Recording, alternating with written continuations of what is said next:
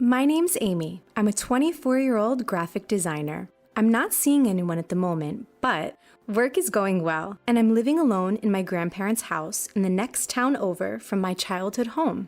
I didn't have any issues with my work relationships, but my real family was the one issue that constantly troubled me.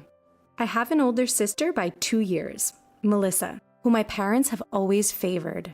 As a kid, I loved to draw. But Melissa would say things like, "Mom, Amy's doodling again. It's embarrassing that a loner like her is my sister." Snatch my drawings and throw them in the trash. My parents were smitten with Melissa, and I'd only ever see them nodding along to whatever she said. They told me that once I finished my compulsory education, I needed to work and bring money into the household. But my maternal grandparents didn't want that for me and took me in. Thanks to my grandparents, I was able to attend a high school in the neighboring town. I wanted to repay them as soon as I graduated high school, but they let me go to the vocational school instead. I've always loved drawing original characters, so I wanted to turn that hobby into a career and went to a graphic design school. Since my student days, whenever I found a logo or design or competition open to amateurs, I would apply. A few companies picked up the designs I submitted, but one company wanted to use an original character I drew as their company mascot. This became my break, and after graduating from the vocational school, I became a freelance designer and worked from home at my grandparents' house, never having worked for any company. My grandparents had been on a journey touring the national parks of America for about a year, so I'm living alone and managing the house in their absence. But Melissa keeps saying to me, "Are you still living off our grandparents? You're old enough. You should be independent. Dad and Mom are upset. When are you going to start contributing money to the household? Stop wasting your time on your geeky stuff and get to work." When I retorted with, "I'm just looking after the house while they're traveling, and besides, I do work." But isn't it weird to ask me to give money to a household I'm not even living in? She didn't believe me. "No matter what you say, your job is like a side gig, right? You shouldn't be proud of working like that."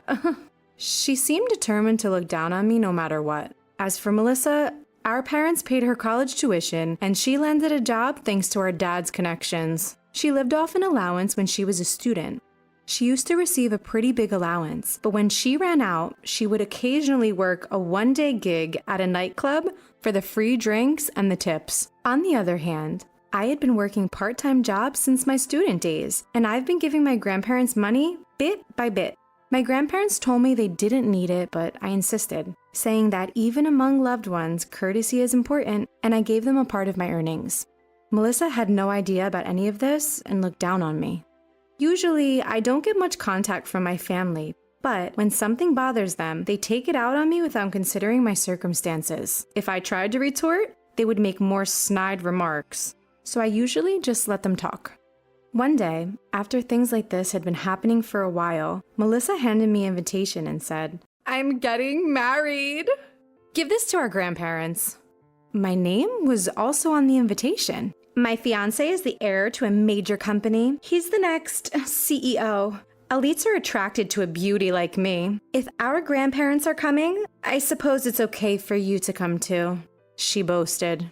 I responded with insincere congratulations like, "Congrats on your wedding. I'm jealous, so jealous of you, Melissa." Then Melissa said, "I knew a geeky loner like you wouldn't have anyone interested. You don't have a boyfriend, do you? I always have at least 3. It's boring to have just one guy."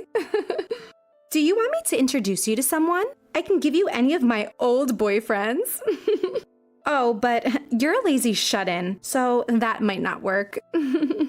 I politely declined Melissa's offer. I was amazed that there was a rich guy willing to marry a woman as nasty as Melissa.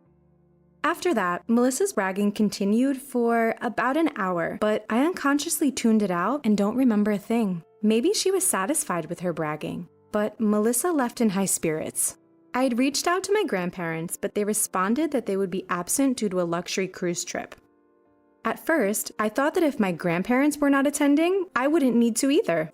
However, after rereading the invitation from my sister, I decided to attend.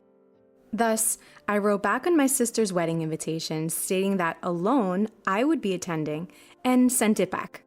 After a month of ensuring that I could take the day off for my sister's wedding, I was able to wrap up my work the day before. That's when my phone rang. I thought it might be an unexpected work request, but it was my sister on the other end. Moreover, it was a video call. I didn't want to answer because I had a face mask on, but I picked up the phone reluctantly because I didn't know what she would say if I didn't. Hello, what's up? I'll definitely be there tomorrow. What are you talking about? And what are you doing? It's useless for an ugly person like you to take care of your skin. You don't need to come to the wedding tomorrow. I was surprised to be told by my sister, who had called me unexpectedly, that I didn't need to come to the wedding tomorrow. While I was taken aback by my sister's word, my parents also popped their heads in from behind and laughed at me. Next to my laughing parents, my sister once again said to me, "Please don't attend the wedding tomorrow, you bottom-tier loser." What? But being absent? It's okay. I'll tell them that you caught a cold or something. I don't want them to think that my sister is like you. It's embarrassing, so don't come. I'll make sure you can't even if you do. I'll lend you my man, so why don't you go and experience what a date is like? It seemed that my sister did not want me to attend.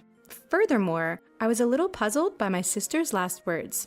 After thinking a bit, I told her, "Understood. I won't have anything more to do with all of you.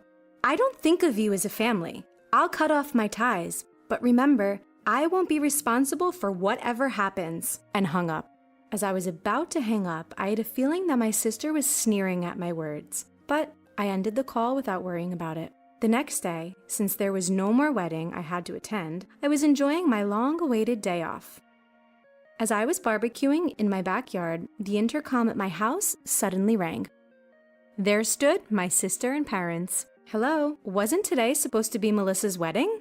I was waiting for my fiancé at the wedding venue, but no one showed up. Even when I asked the staff, they said that it had been canceled and there was no wedding scheduled, she yelled. To my sister's outcry, I calmly responded, "What does that have to do with me? Besides, I told you that I don't care what happens. I cut ties with you all yesterday. Please leave me alone." Everything started when my sister called me yesterday and told me not to attend the wedding. After hanging up the phone with my sister, I contacted someone. It was the father of my sister's fiancé. The reason I was able to get in touch with him was that he was the president of the company I work for. "Steve, I'm sorry to bother you when you're busy. I won't be able to attend the wedding of your son tomorrow." I had called Steve immediately after hanging up the phone with my sister. In fact, when I received an invitation from my sister announcing her marriage, I only thought that the name of her fiancé Robert seemed familiar. It was only later when I received the same invitation from Steve. So I was taken aback to learn that the man who was marrying my sister was Robert. But when I told Steve that the bride was my sister, he joyfully said, "When Robert talks about Melissa, he always looks so happy. When I met Melissa, she was a wonderful lady. She's definitely your sister, Amy. We look forward to working with you both personally and professionally." Given this, I assumed my sister had cleaned up her past relationships with men. However, the fact that I was unable to attend because my sister told me not to come to the wedding was something I felt I had to tell Steve, who I had promised to meet at the wedding. When I did, Steve asked me, "What happened? The ceremony is tomorrow, isn't it? Did you overwork yourself and get sick?" And seemed very worried about me. It was a bit hard for me to say, but I decided to relay exactly what my sister had told me. She told me, "A bottom-rung loser like you should not attend the wedding tomorrow." She called you a bottom-rung loser? Even though you're such a successful designer?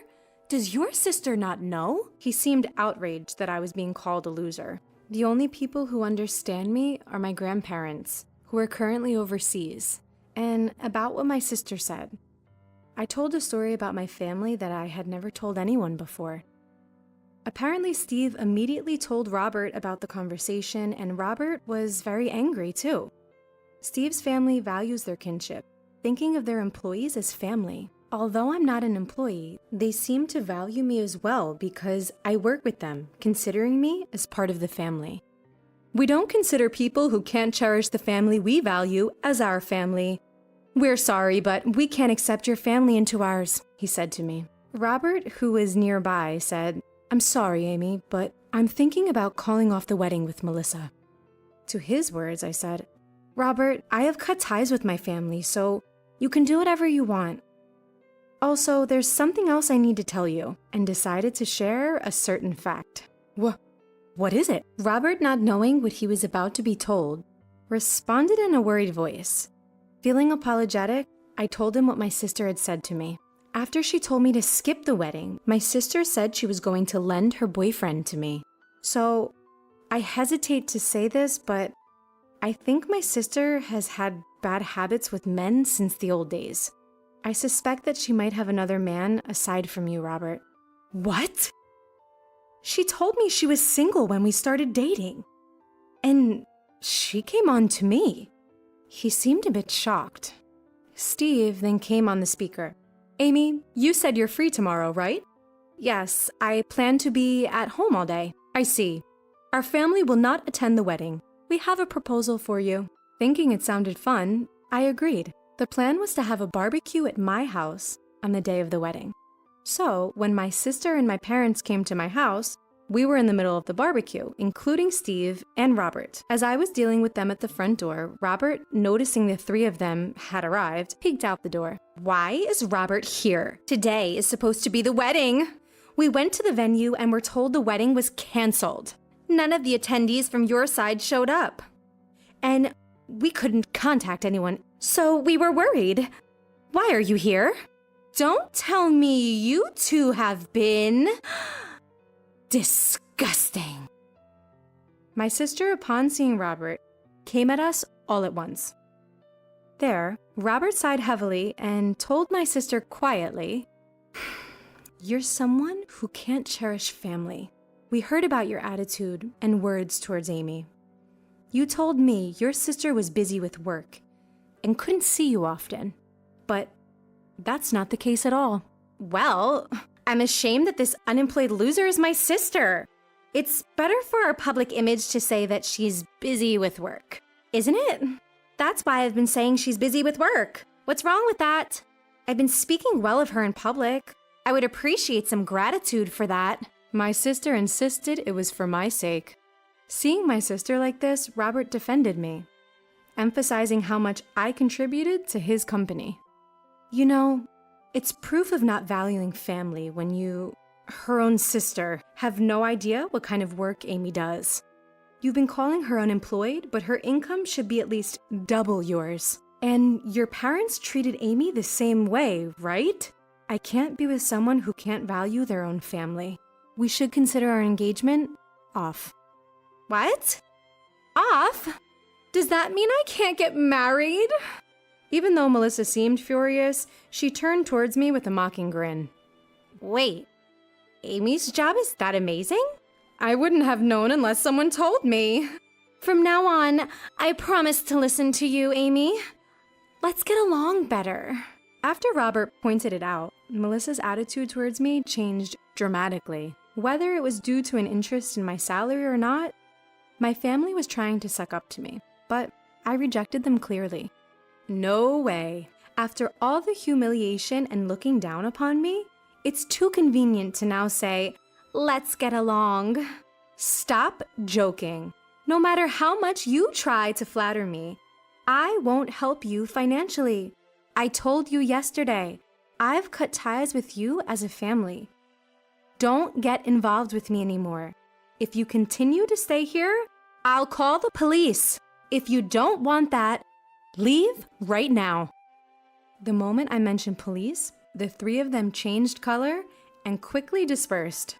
After that, Robert and I returned to the backyard and continued enjoying our barbecue. A month later, I received a call from an unknown number. Assuming it was work-related, I decided to answer.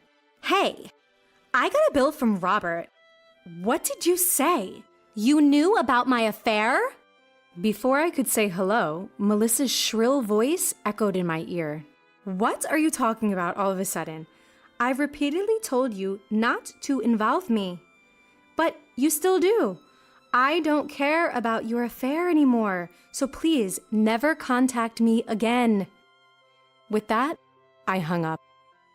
Later, I heard from Robert that the investigation of Melissa's affair during their engagement had finished, and it seemed possible to claim compensation and cancellation fees from the venue. As Melissa had quit her job with the plan of getting married, I heard she was juggling several part-time jobs to somehow pay the compensation. She seemed to have run crying to her parents, but their income had never been great, so I don't think that they could be of much help. As someone who was spoiled until now, I hope Melissa takes responsibility for what she's done. Currently, I'm still working with Steve's company. We've been discussing the opportunity for me to create various products as an exclusive designer. I look forward to continuing to work happily with these kind of people in the future.